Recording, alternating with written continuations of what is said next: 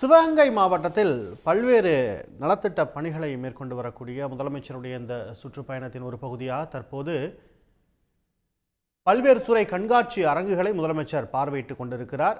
சிவகங்கை மாவட்டத்துக்கு கூட்டு குடிநீர் திட்டத்தை முதலமைச்சர் மு.க. ஸ்டாலின் தொடங்கி வைத்திருக்கிறார். அந்த காட்சிகளை தான் பார்த்துக் கொண்டிருக்கிறோம்.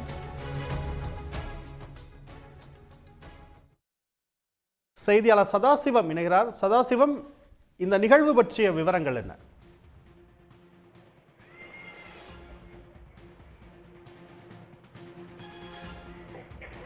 சிவகங்கை மாவட்டத்தில் பல்வேறு நலத்திட்ட பணிகளை முதலமைச்சர் முன்னெடுத்து வருகிறார். அந்த அடிப்படையில் காரைக்குடியில் காலையில் சட்டக்கல்லூரி, வேளாண் கல்லூரிகளுக்கான கட்டட திறப்பு நிகழ்வுகள் நடைபெற்றன. அதைத் தொடர்ந்து தற்போது சிவகங்கை மாவட்டத்துக்கான கூட்டு குடிநீர் திட்ட பணிகளையும் முதலமைச்சர் தொடங்கி வைத்திருக்கிறார். அங்கு இருக்கக்கூடிய பயனாளிகளுக்கு பல்வேறு நலத்திட்ட உதவிகளும் வழங்கப்படக்கூடிய நிகழ்வு நடந்து கொண்டிருக்கிறது. மேலதிக விவரங்களுக்கு செய்தியாளர் சதாசிவம் இணைகிறார்.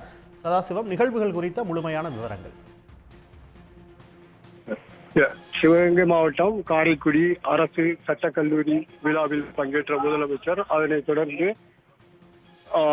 தொடர்ந்து பல்வேறு அரசின் நலத்திட்ட உதவிகள் வழங்கும் நிகழ்வுக்கு வந்தடைந்தார். அங்கே முடிவுற்ற திட்டப்பணிகள் மற்றும் புது திட்டப்பணிகளுக்கான அடிக்கல் நாட்டு விழாவும் ஆரம்பித்தது. அப்போது சிவகங்கை மாவட்டத்தின் மிகப்பெரிய குடிநீர் திட்டமான காவிரி கூட்டு குடிநீர் திட்டம் சிவகங்கை மாவட்ட அளவில் 3 நகராட்சிகள், ஒரு மாநகராட்சி மற்றும் 440 ஊராட்சிகளுக்கான குடிநீர் வழங்கும் மாபெரும் காவிரி கூட்டு குடிநீர் திட்டத்தை அங்கு திறந்து வைத்து பொதுமக்களினுடைய பயன்பாட்டுக்கு கொண்டு வந்துள்ளார்கள்.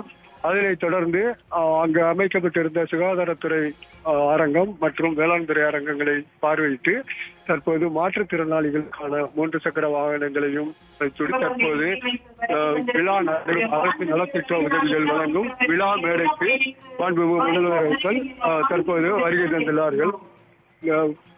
காவிரி கூட்டு குடிநீர் திட்டமானது இந்த சிவகங்கை மாவட்டத்தில் பல்வேறு கிராமங்களுக்கும் சென்றடைய உள்ளது. இது பொதுமக்களிடையே பெரிய வரவேற்பை பெற்றுள்ளது. விவரங்களுக்கு நன்றி சதாசிவம்.